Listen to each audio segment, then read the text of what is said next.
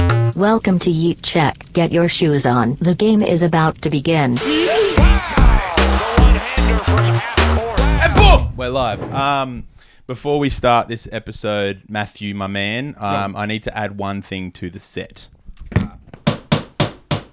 For those listening to the pod on audio, Cam just hammered a fucking nail straight into the wall to hang up a second jersey. Did you even frame that up? Can you even? Oh, you can see it. You can see it. Good. It's my house. I don't care. Hell yeah. Hey, clap it out, bro.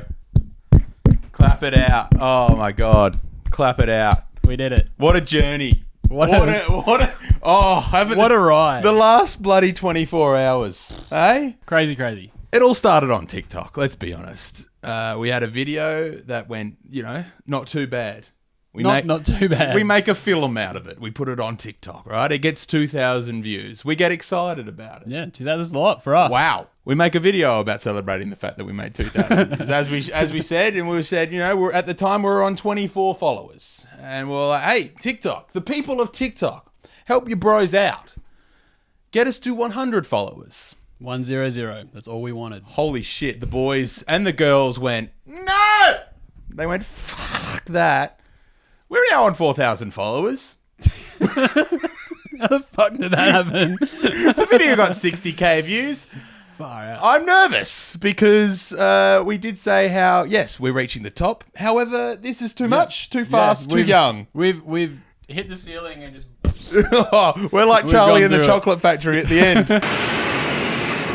I don't know how I'm going to deal with fame. It's all going to my head. The pressure. You just hammered a fucking nail straight into the wall. I should. I own this house. I don't give a shit. So we got 60,000 views, and I was like, hell, let's just keep this bull rolling. Let's keep going. We're going to absolutely nail this next video. Everyone's going to get involved. Everyone's going to kill it. But Matthew, it wasn't enough. The last video just got 360 views. That elevator that he takes through the roof has run out of juice. We've hit the TikTok gravity. Oh my God. It's only downhill from here. And it is, I can tell you what, it's heavier than 9.8 meters per second. Because, brother, we are landing on the floor at a very speedy rate. What I want to do to the good people of TikTok, the guys, the girls, the non-binary pals. This is a call to you. A call to arms of such. Rally your friends, rally your brothers, rally your sisters, rally your mothers, and rally your dogs. The game hasn't finished. We've only just begun. This is episode... something. Four. This is episode 4. And this is not going to get us to the stars. This isn't even going to get us into the first part of the atmosphere. So the people of TikTok, blow us up. Make us unnecessarily big for what we are. We're a sports-based podcast that only talks about the memes in NBA and AFL. And if that doesn't sound like it needs to have 10,000 followers, I don't know what does! Say hallelujah. Hallelujah! Hallelujah! Make us unreasonably famous. As you can see, we're being very humble about this, and we don't like the idea that we've come crashing down to earth so quickly. I don't want to peak yet. I'm not ready to peak. I'm not ready to peak at begging for followers. I want to beg for followers until there's no more followers to gain. Boom. How many users are there on TikTok? We want all of them. Call us Ash Ketchum, because we want to catch them all. We want you to follow us, but also before you follow us, change your name so it's something that makes me laugh when I see it. Like Dirty Gorilla Booty 69. Good. Big ups, my bro. Hey, shouts to you. Shout out 420 Potato Boy 420. What? Potato Boy? Potato Boy with 420s on either side. Superhero? Ebso's Biscuits Review. I see you there with your Tim Tams on either side, but you have no videos! Give me a video! Review the biscuits, Ebzos. We'll follow you back. Hey, if you start your biscuit reviews, Ebzos, you can guarantee you get a follow from us. Virgin Stepfather. Doesn't make sense, but I like it. Sad in prison. That's much more like... Sad in prison? Sad in prison. Not Sad in prison? Yeah, it could be. It's also, like, the postman who's fat. Only because his profile pic was Postman Pat. Postman Pat rules. Yeah, I love Postman Pat. I follow an influencer that looks like Postman Pat. He's a very famous travel influencer. I don't want to say his name, just in case he stumbles across this. He never will, but I have 2 degrees of separation to him. So there's a high chance that person sees it, then sends it to him, and then it might... Yeah. He wouldn't want to look at someone's videos who has more followers than him anyway. Yeah, it's true. Can we quickly just go back to sad in prison? Yes. Do you think it's sad in prison, or is there a state penitentiary somewhere in the world, in the state of Sadden, that follows us. That's their TikTok. That's such It's Sadden's Prison's TikTok account, and they follow us. That's such a good idea. Why don't prisons have TikTok accounts? I think they That'd be such good content. Surely there would be some sort of TikTok account belonging to a prison somewhere out there in the world. If you know a prison with a TikTok account, send them to us. Welcome to the Yeet Check. Young man, watch your mouth and watch me whip. Now I've seen it. I'm done. I'm serious. Yeet. NBA preseason is on. It's on like Donkey Kong. It is. Which means we can see a few of the NBA players that we haven't seen for a couple of months. It's a bit hairy over there in the US at the moment. There's been quarantine, there's outbreaks, coronavirus is running rampant. Yes. It's all very serious, as we know. But we're not a serious podcast, and we just want to see the guys that look really different since we last saw them. And the one that caught my eye was Demar Derozan. He's come out against the Rockets today, and he's had the cornrows and just the real like tight fade and wave or whatever, and he has a giant fucking afro now. Is that mini Jared Allen? The blowout is wild. He looks like this guy that used to play for the Harlem Globetrotters called Moose, and I have a really terrible photo of myself With Moose? with Moose. It'll come up on the screen right now. yeah, I Moose. don't want it to, but it will. He looks like Moose. But it's funny though, because you pause right there and it leads into the other guy that I want to talk about right now as well. But Jimmy. James Harden has had the weirdest preseason ever. He's been hanging out at Lil Baby's birthday party. He's been visiting every strip club in America. He's not wearing a mask. He's not doing coronavirus tests. He shows up 1 week before the season and he looks like a fat Santa Claus. What's the hairstyle he's cranking He's there? got braids. But the fact that they're a little bit like dangly over, like Yeah, at the like, what's the hat that Australians wear with the corks on it? The cork bottle hat, like Russell Coit. Yeah, what's the cork hat? What is that? I think it's just called a cork hat. So if any flies come near him, he can just shake his hair and just get rid of the flies. One that has gone the complete other direction after Fat Black Santa, James Harden. Draymond Green is the skinniest human alive now. When did that happen? He's Draymond Lean now. He should be like a guy for Weight Watchers or something, because that is unreal. How did he do it so fast? Because I feel like he was just on TV with replacing Kenny on NBA on TNT with Shaq and Ernie and Yeah. Sir Charles, and he just looked like normal Draymond thick green. Yeah, it's Jenny Craig. Yeah, he's definitely Yenny Craig's spokesperson. He's like what Jokic did. Remember when Jokic just like over quarantine, either he was just had the shits and just lost heaps of weight, or he just leaned up like that. Like, I'm a fat guy. Like, get me on that program that he's on. The professional athlete program. All right, no, maybe not. Hey, Pop. Yeah. Hit it for me one time. Yeah. Last week we talked about your fantasy league. One of the great institutions of sport around the globe. And I wasn't... Some have said. Yeah, I wasn't sold. I didn't like it. I didn't like the idea of it. I thought it was a bit lame. I thought it was a bit silly, and I thought it was a bit weird. We come at different levels. You know, I'm somewhat of a sporting savant. You know, I wouldn't have thought so. I enjoy the memes and I enjoy the fantasy NBA. Yeah, true. But there was huge drama. Can I just say before And the you fantasy draft. kick into that drama, because I've read the idea of drama on the rundown, and that it perked my interest. But I will say that I've had some time to reflect, and I'm not sold by the idea.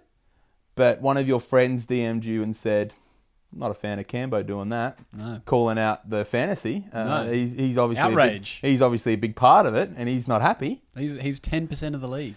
Yeah, well, that's true. I just want to apologise and say I'm getting slowly sold. You're warming to the idea. I'm warming to the idea of a couple of sweaty blokes getting in one room and punching darts, breaking hearts, and selecting players amongst the league. But I did mention there was huge drama. Oh, trouble with the old meal. Absolutely huge. So our draft happened on Saturday. It's been leaning up to this for the whole year. We're stoked for basketball to come back. We all get in the room. There's 10 of us. There's 11 of us. There's a co-ownership. And the co-ownership is what I need to specifically address here where the high drama came. Okay. So the league has an established set of rules. One of those being that you can only draft 3 centers. Okay, why is that? There's a perceived advantage of having too many centers because we play a category-based league where you win each category head-to-head. So points, rebounds, assists, rah.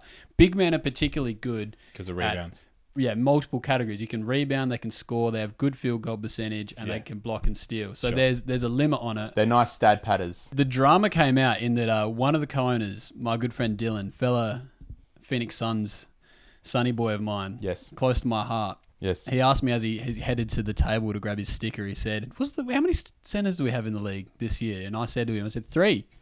It's 3. The rule is 3 centers. Oh, no. And then we took a bit of a break.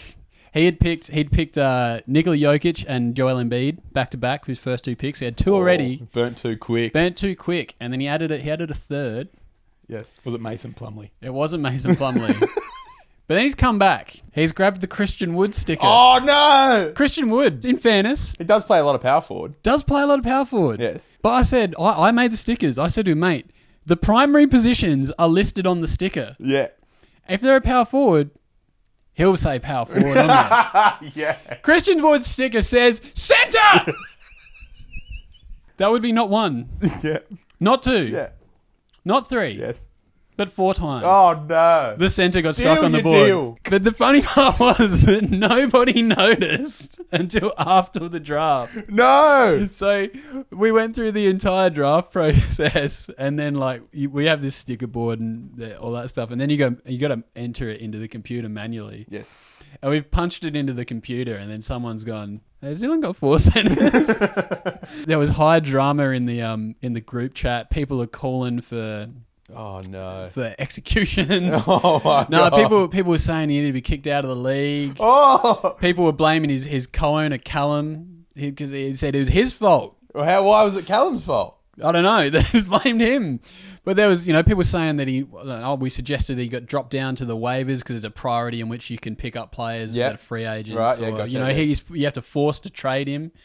And while all of this is boiling down, Dill is fast asleep. He did not appear in the chat until 4 or 5 hours later. So he couldn't. Everyone's just getting into this frenzy of just kill! They had their pitchforks. The pitchforks are out. The torches were lit. Yeah. They'd gone to Dill's front door. They've knocked. And Dill's asleep. Dill's asleep and he's coming to the chat. And I think we settled on he's going to trade one. Who is he trading? So wait, you didn't say the third. Did you say the third? Did I miss the third? Let me pull it up. Thomas Bryant of the Zards. Your Zards. Oh, the Dumbledores. When he realised there was an angry mob outside of his door, what did he do? He went through the mourning process, I feel. There was a bit of anger. There was a bit of denial. In the background, it's just all around me are familiar people. And he questioned the rules.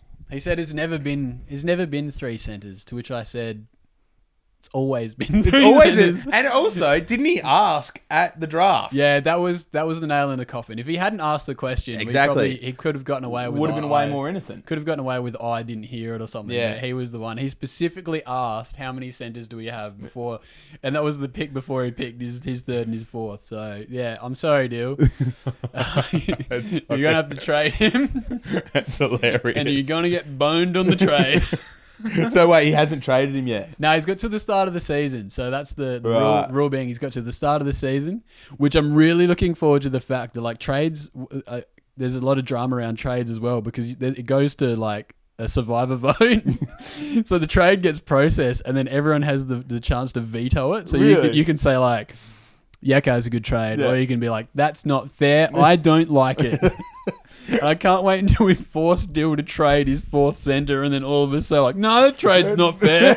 Not nice. Do it again. And it's also Thomas Bryant. He's not great. Yeah. He's not shit, but he's not great. But the whole point of bringing this up, I don't know if you're prepared for this and I don't know if you're ready to go, but I trust you to off the dome have me.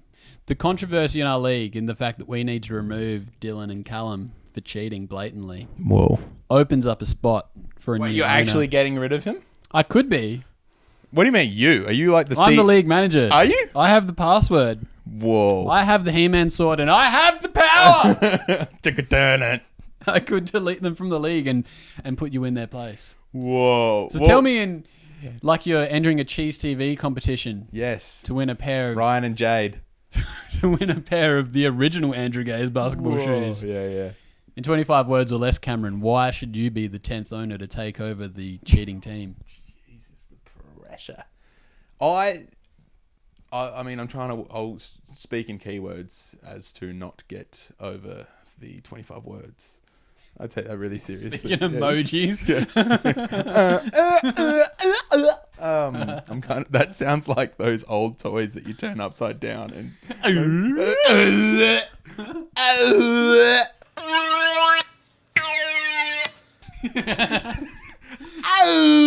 It's just a stick.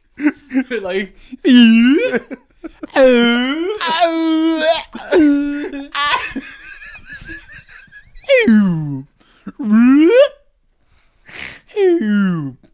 Oh man, that's taking me back to days of going to like Pizza Hut and they'd have Spider-Man 2 on the PS2 and you just go play that for hours. I don't know why I connect those two, but that's just the same age. And in the background, there's a kid playing with yeah, it must be. Toy. Subliminally. You're just playing Tony Hawk's. Ow! I'm going to cramp my guts.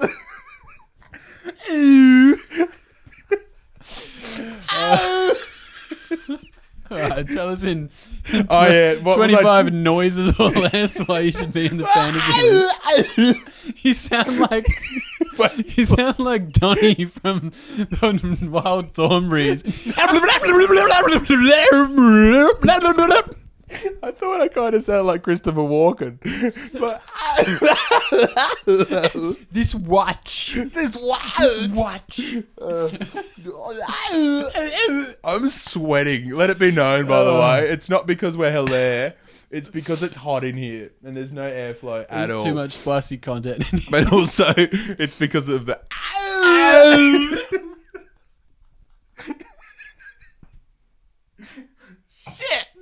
Shit! 25 words or less of why I should be in the league. Yeah. I take it seriously. If I'm going to be in, I'm going to be in, you know? I'm going to be in. I understand. In it to win it. I understand the rules. I take risks. I come with full intention to take out the crown. First, I'm going to be like Nick Nurse. First year in the league, bang, chip. Did it. I want my chips with the dip. I want my chips with the dip. That's all I know. So that's why I would like to be in the league, though that is my application. And if it's not now, maybe next year. You know, maybe, I mean, because I missed out on the draft. You know, like owners don't want to come in halfway through a season. You don't want to be Sam Hinkie. You don't want to have to tear this thing down. No, I mean, want to tank it. I am more of a Sam Presti. You're gonna build it up. I'm gonna build it up. You're going to fluke into a bunch of future MVPs and trade them all. Correct. But it won't be a fluke. It'll be based and rooted in skill, precision, and willingness to win. Hey, you did do really well in that dream team league we had at our old job that we worked together, where by the end of it, we were the only people that set our teams anymore, so we both did really well. Yeah.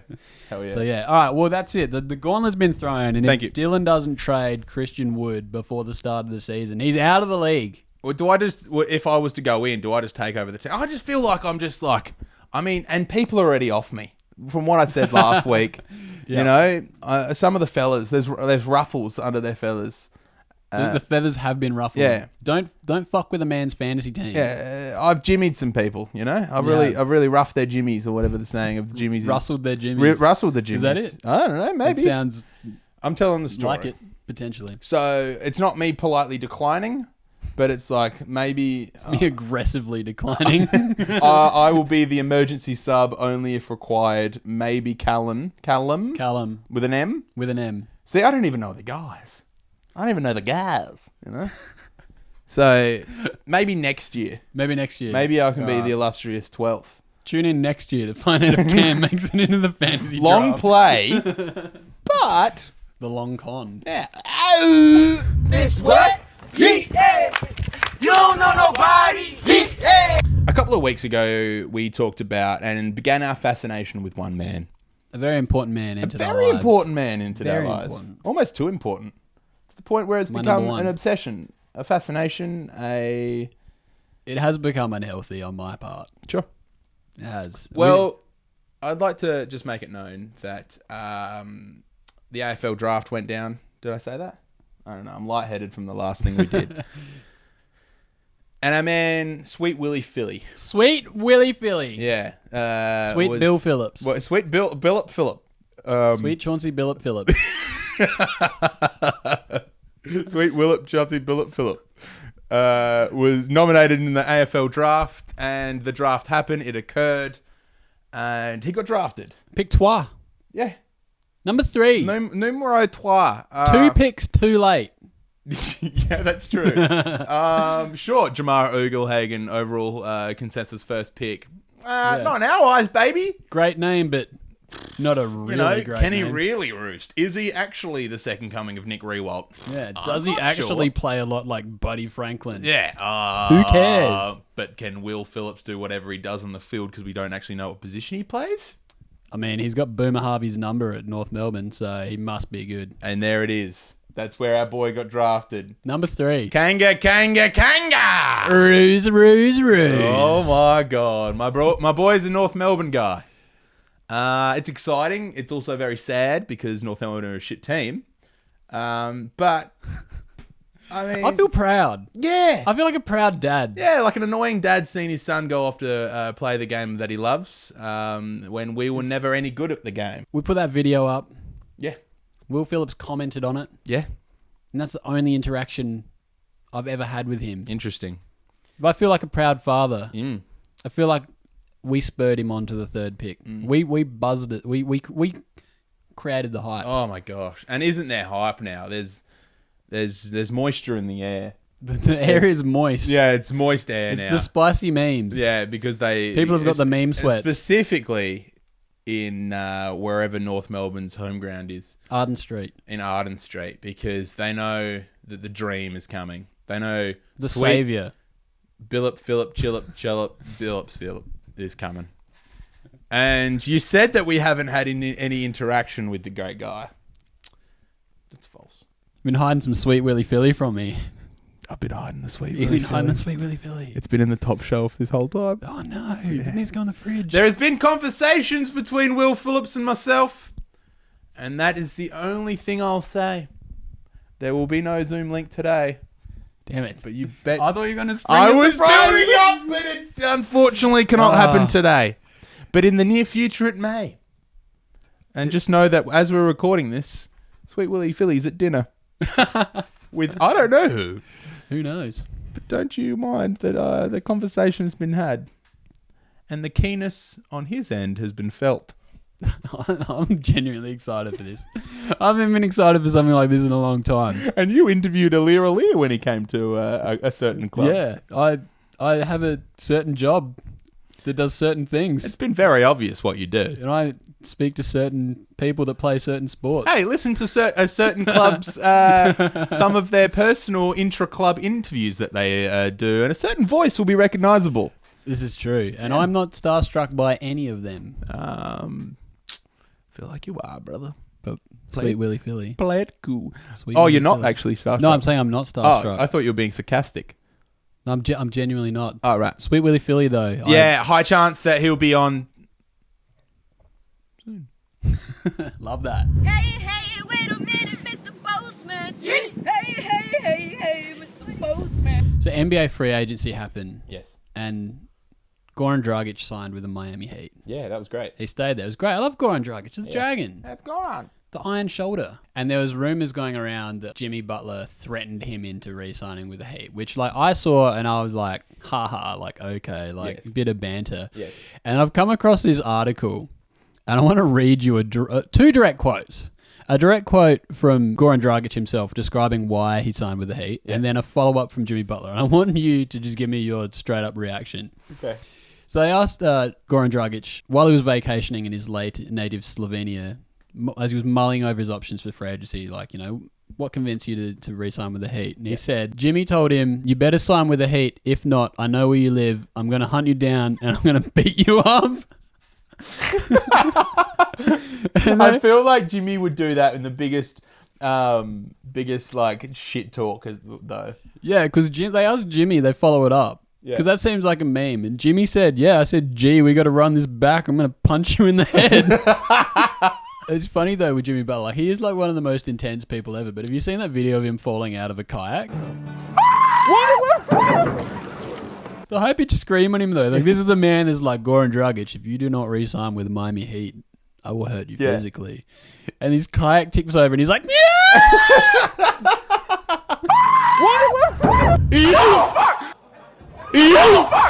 I've stumbled across a bit of content that is in the NFL. Okay, diversification. Yeah, but it's made me want to go down the NBA memory lane. It's a quick trip down NBA memory lane. I like it. I have way too much fun making those elopements. I know where this is heading, and this is funny as fuck. Is that Lamar Jackson? That's Lamar Jackson. Yeah. So I don't know what he did, but I think he got injured and then he had to get taken off. Yeah. And I just really like what he said whilst getting questioned. Yeah. But about his injury in a post-match speech conference. I was cramping. I ain't putting Paul Pierce. I didn't put Paul Pierce. I was cramping. So Lamar Jackson's been, he was cramping, he got taken off, or he did something. I don't know. I didn't actually watch the footage. Probably should have. Whatever. But I just saw the little bit of footage, and it just reminded me of the time that my man Paul Pierce faked an injury. Because he needed to shit. Because he had pooed his pants. Did he actually poo his pants? I thought he just needed to shit. Bro, run the clip. He admitted to it. Oh, did he? While you find that, so what Lamar Jackson did is the Ravens were down. What, do you know everything about this? And I'm just like half telling you this real half-assedly. I consume a lot of sport. Yeah, okay. Explain it to me because I've just brought the con. Let me mansplain your content to you. Paul Pierce, it was the playoffs, wasn't it? Yeah. Like driven to the basket and he's gotten fouled or he's fallen over or whatever it is. And they've literally like picked him up and carried him off and put him in a wheelchair. And then like, you know, they're saying, oh, Paul Pierce is out. Like, you know, there goes the Celtics like finals hopes, like there's no way they can beat the Lakers now, rah. And like 2 minutes later, he comes back on the court, like not just walking back on the court, not wheel back on the court in the wheelchair, but he's doing this like half skip, just like, Paul Pierce is back! It's me, Paul! And he balled out, and then came out years later, because it was a rumor, and then he confirmed it, that when he got fouled, he shit his pants. He did a little shot. Yeah, it was in game one of the second round against the. Is that it? No. I think it's against the Zards. Yeah, well, that's what it said. Oh no, NBA final. Oh, yeah. It was game one of. The finals.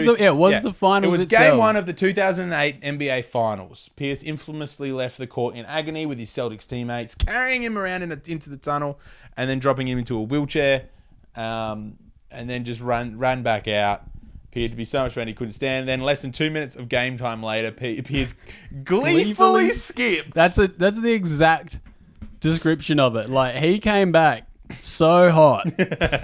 He showed no symptoms of injury or fear of risking further damage and scored 13 points in the game's final 18 minutes to lead the Celtics to victory and set the stage for the first and only championship win of his career. It's a quick trip down NBA memory lane. Yeet, huh? Yeet.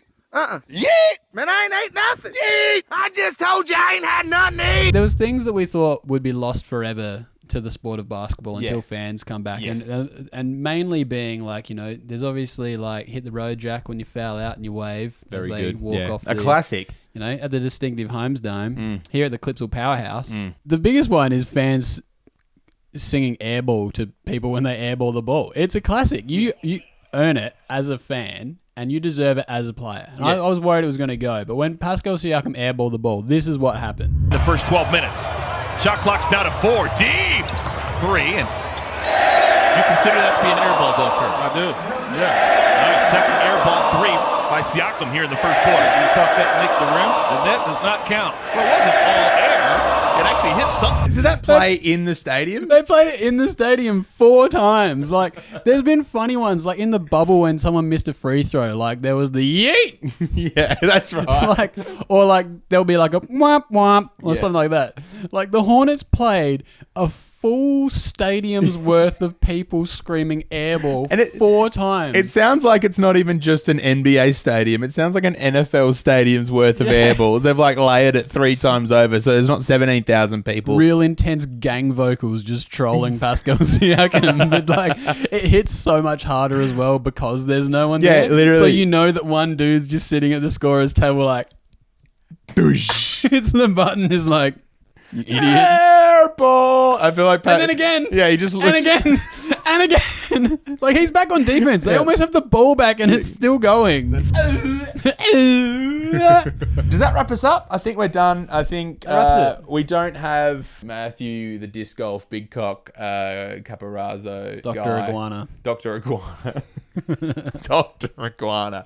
We don't have Dr. Iguana today to give us 30 seconds to let us decide whether lacrosse is cool. Yeah, he's had 60 seconds all up and he's already out of Yeah, content. yeah. He mentioned us last week and said, I'm struggling. I was like, bro, it's 85 words. Bro, all you talk about is lacrosse. Yeah. Why are you so shy now? We prepare a 1 hour and a half's worth of content that we cut down to about half an hour. You got 30 seconds. Hey, so fuck you, Capo. This is end of episode 4 Episode of Yeet 4 Check. of Yeet Check. Hey, yeet yourself. Like, fave, and subscribe. Yeah.